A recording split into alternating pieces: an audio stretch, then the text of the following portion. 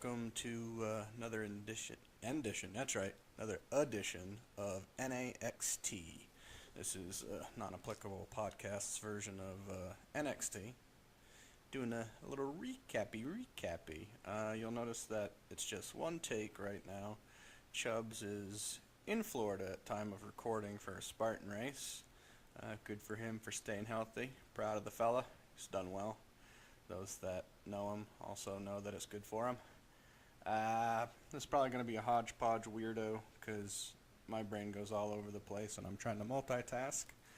I also hope that the audio is good. I was trying to mess around so we were heard in both ears, left and right. I don't know if people have noticed or not, but when you listen with headphones, one of us is on the left, one's on the right. Either way, I'll figure it out later. Also, while you're here, don't forget to like, sub, share, all that fun stuff helps us. And obviously, we are doing this because we want to, but we're also doing this because we want it to turn into something, especially if it could be, a job of some sort or some sort of income. So do all that stuff. Also, at the end of the video, you'll see some options will come up for, 2 videos you can check out previous or whatnot. And there'll also be the sub button, our mic icon right in the middle of them jobbies. Also, you can find us on Facebook, Instagram, and the Twitters. All are at na.podcast919. It'll be up on your screen, as well as our individual handles. Alright, so like I said, we're doing a NXT recap, and that's from May 10th is when the show aired. If you happen to be, going to check it out on the network, it was episode 391 for them. Overall, it was actually a pretty decent show, which NXT usually is. This one felt like it had a little bit more star power to it than they normally do, or have lately, at least in my opinion. But either way, it started out with the opening package of showing Roderick strong and then HIDEO ITAMI, because they're going to be competing for the #1 contendership against Bobby Roode at NXT TAKEOVER Chicago, which is next Sunday, so 10-11 days. Alright, after that, Aleister Black his intro starts. I actually really like his intro. It's creepy, he's ominous, I like it, and it's actually funny because I've never been a huge rock or metal fan. And I'm getting to the point where I am. I don't know if it's because I'm getting older and more angry, so it just resonates with me more. But I really like his theme music. Gets me going. I likes it. I still actually don't like the metal that's like the screaming. It has like no melodious feels to the screaming or singing. That stuff just is obnoxious. But his is horde. It was horde. Yeah, so he as in Aleister Black, has a match against Cesar Bononi, horrible name. I don't want to say he was substantially larger than Aleister, but he was quite a bit larger.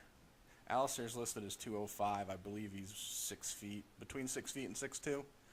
I could be wrong. I could have looked it up, but I didn't think I was going to say that, so.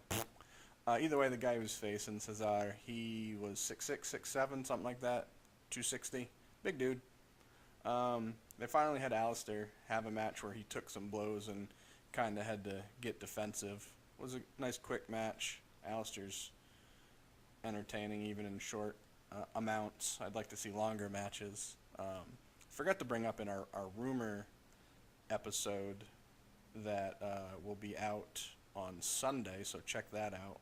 That's going to be an episodic series as well for us.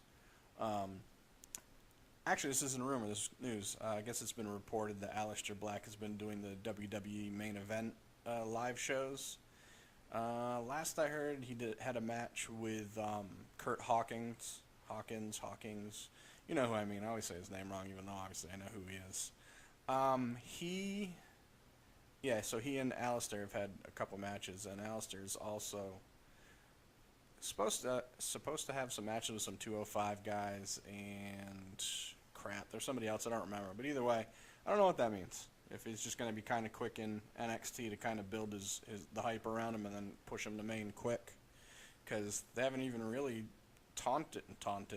even hinted at putting him in the championship title in NXT. So maybe they're just putting him down there to build the hype around him, because obviously Tommy and people that follow wrestling know who he is. So they're just trying to get the guys that don't from WWE fandom to know who he is, get some hype built around him. Then maybe they'll push him to main quick. I don't know. I'd be okay with that either way.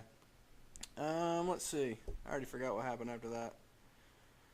After that, so they had a recap of the women's battle royale. Obviously, you probably know what happened with that, where Asuka came out with Ruby Riott, Nikki Cross, and Ember Moon, housed all three of them.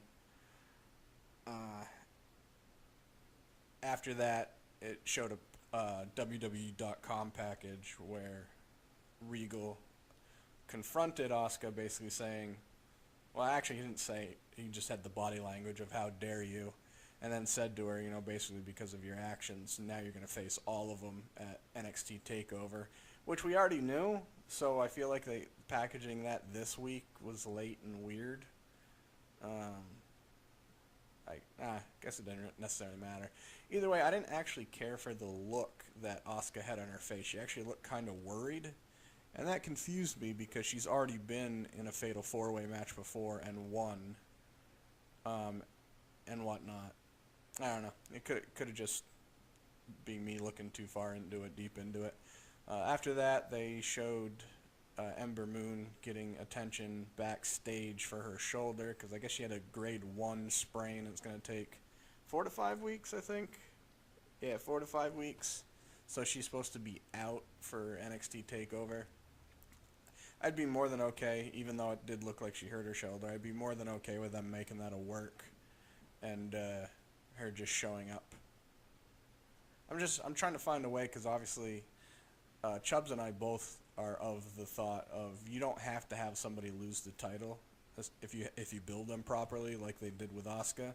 Like, she's literally kicked the crap out of everyone and been the best. Instead of having her lose the belt, have her vacate it. Literally be bored with it and just be like, I'm done with it. You guys can have it. I'm moving on to bigger and better things. And then bang, she's on main roster, and they can have a tournament, which would help with more storylines, branching off from each other and whatnot, to have a tournament for the belt. What do I know? What do we know? Let's see. After that, they announced that Pete Dunne was going to be facing Tyler Bates for the UK Championship at TakeOver Chicago as well. Apparently, Pete Dunne must have beat Trent Seven, because they had a one-on-one match, which they didn't say that. I just know this. They had a one-on-one match for the number 1 contendership. Actually, they may have said it. They just didn't use Trent Seven's name, which, weird. But either way, that should be a decent match. When I heard that Trent Seven and I got so many names in my head right now. I'm sorry for my combobulation. When I heard that it was going to be Trent Seven and Pete Dunne, I just that's right. I just first off assumed it was going to be Trent Seven winning, because Pete Dunne is who Tyler Bates faced in the UK tournament to originally win the belt. He's also defended it against him on NXT, and I believe they've gone against each other in the UK since they've all been on WWE. I mean, all three of those are actually the Trent Seven, Tyler Bates, and Pete Dunne are all in a faction of their own, not in WWE, but just for, is it Progressive? Either way, their own. In the UK, they're the British strong style, so obviously they're around each other all the time. Either way, it should still be a good match. I kind of would have liked to have seen Trent Seven, just because I've already seen Tyler Bates and Pete Dunne 3 or 4 times. But as long as it's a good match and I'm entertained, I'm okay with it. And then right after that, they showed a Pete Dunne video package of just, a normal promo introductory. I actually think it could have been the same one they used for the UK tournament. It looked like it. But he considers. He calls himself the Bruiserweight, which I kind of like. Pete Dunne is a guy that I look at and I instantly am just like, ugh, I don't care for him, but he's a good wrestler, so I could take that. After that, we had a Ruby Riott video, which also was just a introductory to Ruby Riott, who I kind of like, but I'm sick of, in wrestling in general, especially WWE, how they're doing this. Like, they pick and choose certain people to make it sound like they have a harder time getting to where they're at than others, which everyone knows some people do, some people don't. You have naturals and people that have to work harder. But it's all about wordage for me, and how you portray it. Like, she had a thing basically just saying, I had to give up a lot of family time, and I had to give up not going to weddings, and not going to this, and not going. And I was like, in my head, I'm like, you're not the only one. Look in the roster. Look in the locker room when you're in there. Every single one of those people is giving up the same exact things that you said. So they need to find a better way of packaging their wordage and things like that. For me, anyways. Other people probably didn't look at it that way, but I did. And then after that, they had a Nikki Cross interview, which I basically just called it the ADHD interview, because it started with her like walking into the interview room and just looking psychotic like she normally does, jumping up onto a chair because, she's short and the chair was a high chair. Not like a child high chair, it was a chair that was high up, seating-wise. Interview wasn't great, wasn't bad. I mean, it did good for furthering her character as she is just kind of psychotic and out there. She addressed Ruby and Asuka, asking where her championship was, which I'm pretty sure everyone knows it's around Asuka's belt because she owns it and won it. Nikki must not have got the memo. Either way, decent lead up, I suppose, with what they're working with. After that, we had a Hideo backstage pack. It just showed him like warming up. I actually believe that they had this after the match, because his chest was all red and like kind of welted, and it looked like he'd been taking some chops. Yet when he came to the ring later on, because him and Roderick Strong were the main event, which I'll get to, his chest had no red. But I'll get to that. I'll talk about that later. After that, we had a Drew McIntyre interview, which he was basically saying that he thinks that Roderick Strong and Hideo Itami deserve, or they're great fighters and wrestlers, and he's not surprised they're going for the #1 contendership. He also was kind of miffed that it wasn't him, but as he's learned, especially his time away from the WWE, is that if you want something to happen, make it happen. As he's saying that, he's interrupted by Cien Almas, who is basically a little bit less of an obnoxious Alberto, who's no longer in the WWE. He's just always calling everyone a perro and just using the same terminology. It's like, you guys got to find a different way to use your Spanish-speaking wrestlers. Sick of hearing the same crap out of their mouths. Stop calling everyone a dog. It's not as much of an insult to Americans and UK people, because obviously McIntyre's of UK. Actually, crap. I had that all wrong. I'm so sorry. Excuse that. Drew was actually interrupted by Wesley Blake. My bad. I got ahead of myself. Who was a tag team with Murphy, I believe. Either way, he just came in and basically said, you should just leave.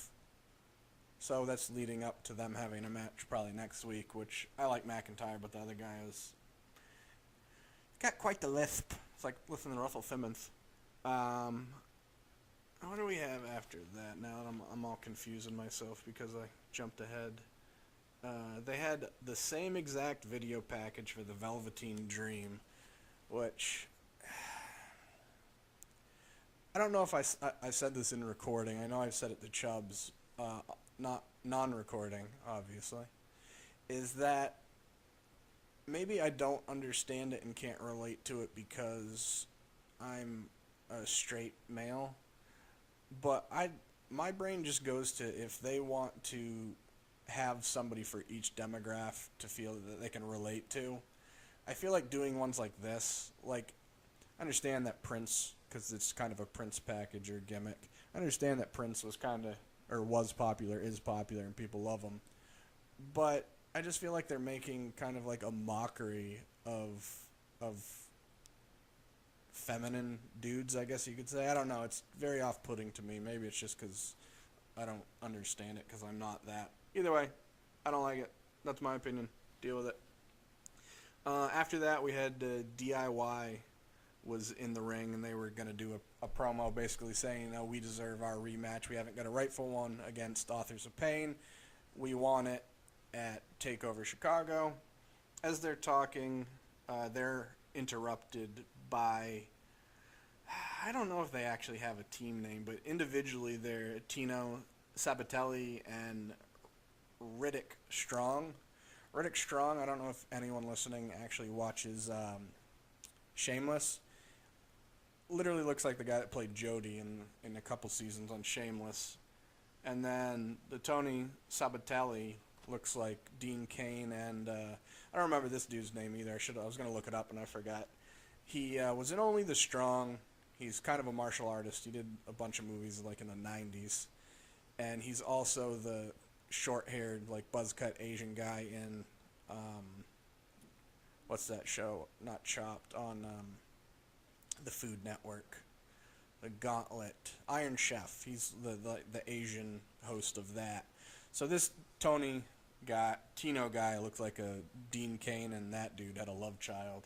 It's weird. Either way, they come out and say, well, now that we're here, the line starts behind us, because DIY was saying the line starts behind them. Again, this is more where creative needs to do a better job of how they word things. They should have came out, and this is obviously in my opinion, they should have come out and said, you say the line starts with you, well, we're going to beat the crap out of you, therefore the line starts with us. Not, you said the line starts with you, but now that we're here and nobody has a clue who we are, that means the line immediately starts behind us. That's not how anything in this world works. A side note about those two, I guess they're both ex-NFL players. Tino was a second-round draft pick for the Tampa Bay Buccaneers. I don't remember what position he played. I think they said wide receiver. And then Riddick, I think that was his name. I'm just going to call him Jody because that's what he looked like. He was a linebacker for the Dolphins, which he didn't really look like a linebacker. Either way, it was actually a pretty decent match. It started out with Ciampa getting the crap beat out of him for the majority of it. Then DIY came through, and it was a decent match, pretty good match. DIY won, in case you missed that. After that, Regal came out, said that he was impressed with DIY, and they did deserve their rematch with Authors of Pain. And then, as he was talking, Ellering and Authors of Pain came out and basically said, if you put them in the match with my guys, their blood is going to be on your hands. We're going to end their careers. And Regal said, I'm willing to take that chance. They were all psyched. Ellering and AOP went to walk away, and Regal said, well, you don't even want to hear what the stipulation of the match is? And they're all like, huh? And DIY was looking all intrigued as well. Made it into a ladder match, which should be pretty sweet. And that's also going to be TakeOver Chicago, in case I didn't say that. Now, after that is when there was an interview. It was with Cassius Ohno, and he was interrupted by Cien Almas. And they're supposed to have a match next week. And that was basically just Cassius saying that, sometimes you have to get knocked up and to learn and get stronger, and he got knocked down, especially when he was let go, and he's trying to build himself up brick by brick and then take everything else down brick by breaking walls and barriers and blah blah blah. Then he was interrupted by Cien Almas, who wanted to call him a dog and be an idiot, and either way, so they have a match next week. And then after that, they had a Tyler Bates video package, which, again, I believe was just the same video package they used for the UK tournament, which is many months old. You'd think they'd be able to get some new stuff. Either way, decent package to introduce the kid to people that don't know him. And then we cut to our main event, which was Roderick Strong versus Hideo Itami for the #1 contendership to face Roode, Bobby Roode, at NXT TakeOver Chicago. This was a match, started out kind of slow, them trying to feel each other out, no puns, because, it's wrestling, kind of grab on each other. You know, both of them kind of getting holds on each other. Then it was like a 20-plus minute match, and it was just back and forth, back and forth. One of them would get the upper hand, then the other one would, then the other would, the other would, other would, other would. Just kept going back and forth. It was crazy. Well, I shouldn't say crazy. That's a little bit excessive. Either way, it was a really good match. HIDEO ITAMI ended up winning.